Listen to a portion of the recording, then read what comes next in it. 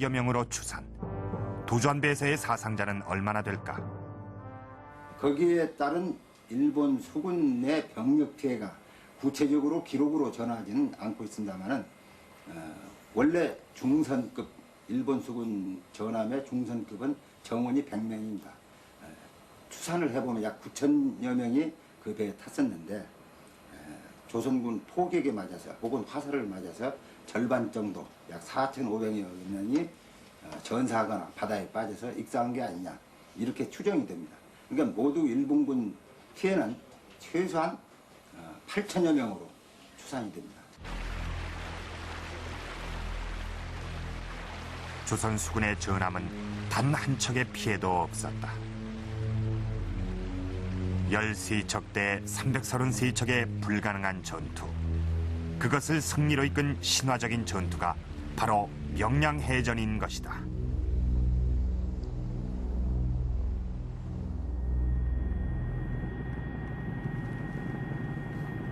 지금 보시는 이 섬을 현지 주민들은 피섬이라고 부르고 있습니다. 피섬. 명량해전 때 일본 수군에 흘린 피가 이 섬 전체를 붉게 물들였다고 해서 붙여진 이름입니다. 일본군의 피해가 얼마나 컸는지 짐작이 가시죠. 일본군에게는 이루 헤아릴 수 없는 사상자와 또 씻을 수 없는 대참패 오역을 남겨주었고 우리에게는 통쾌한 승리를 가져다준 이 명량해전은 세계 해전사에서도 그 예를 찾아볼 수가 없는 그런 전쟁이었습니다. 그런데 이때 우리의 전함은 13척뿐입니다. 이것이 우리 조선 수군이 가지고 있던 전력의 전부였습니다. 이 명량해전 전에는 우리 조선 수군도 300여 척이 넘는 그런 배를 가지고 있었습니다. 그런데 명량해전 직전에는 13척의 배밖에 남지 않았던 것입니다. 도대체 그 많은 전함은 어디로 가고 천하의 명장 이순신에게는 13척의 배밖에 없었던 것일까요? 도대체 무슨 일이 있었던 걸까요?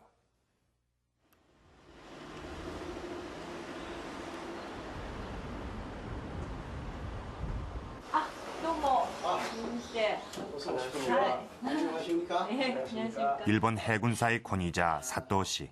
그는 임진왜란에 대해 기록한 희귀한 책의 원본을 소장하고 있다. これはね、江戸時代に日本の江戸時代いわゆる文禄慶長の域、つまり日本側から見たその文禄慶長の域についてのその初めから終わりまでをずっとこう記述した書いたものですね。ただ名前がこの正漢になっているでしょ。でこれはもう明治以前の日本人のその対朝鮮に対するその歴史観というものを象徴しているわけですよね。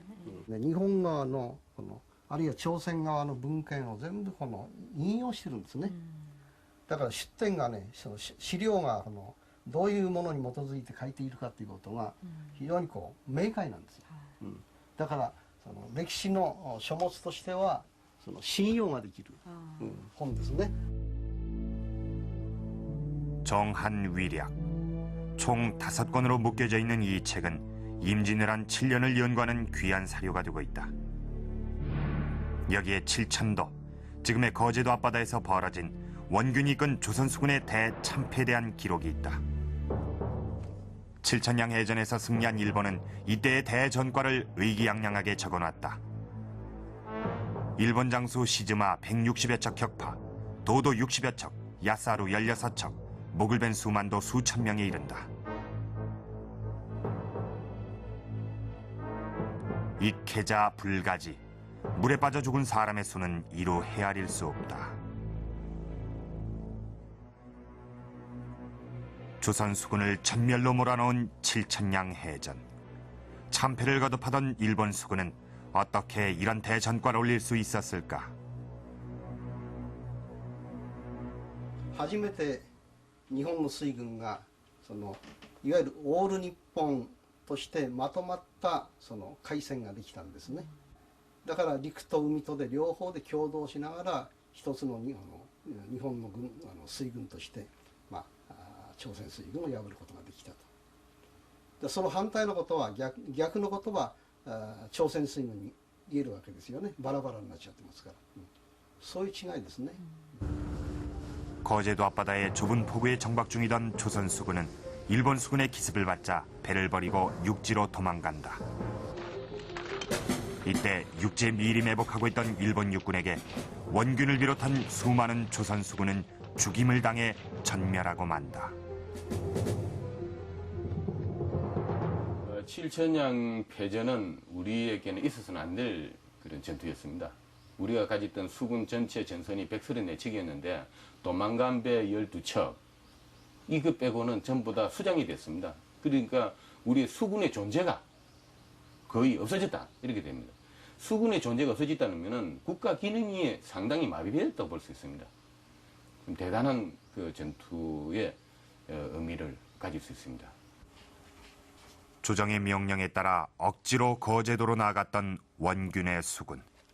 그것을 격파한 승리는 일본에게 그 의미가 각별하다.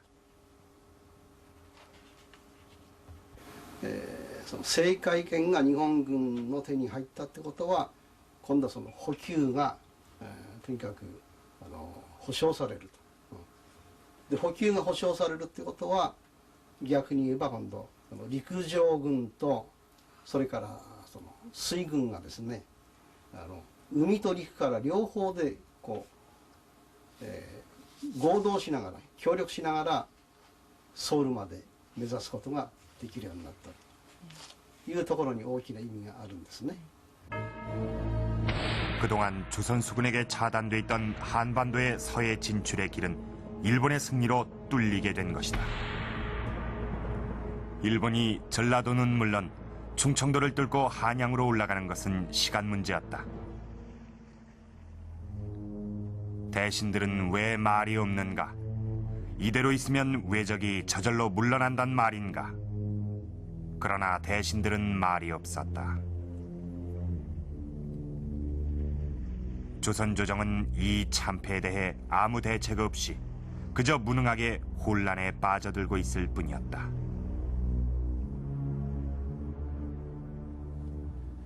이 책이 이순신 장군에 관한 모든 기록을 모아놓은 충무공 전서입니다. 여기에 이순신 장군에게 부산포로 진격하라고 강요하는 이 조정의 명령문이 있습니다. 가토가 대군을 이끌고 오니 이 부산포로 진격해서 적의 수군을 무찌르도록 하라. 이 칠천량 해전이 있기 전에 이순신 장군도 원균과 똑같이 부산포로 진격하라고 강요하는 이 조정의 명령을 받았습니다. 그 명령을 받은 이순신 장군은 어떻게 했을까요? 자, 여기에 이 책은 임진왜란과 정유재란에 관해 상세히 기록을 해놓은 조선역 수군사라는 일본 책입니다. 여기에 기록이 있습니다. 한번 찾아보겠습니다. 이순신 장군은 일본군의 속임수를 두려워해서 부산포로 진격하지 않았다.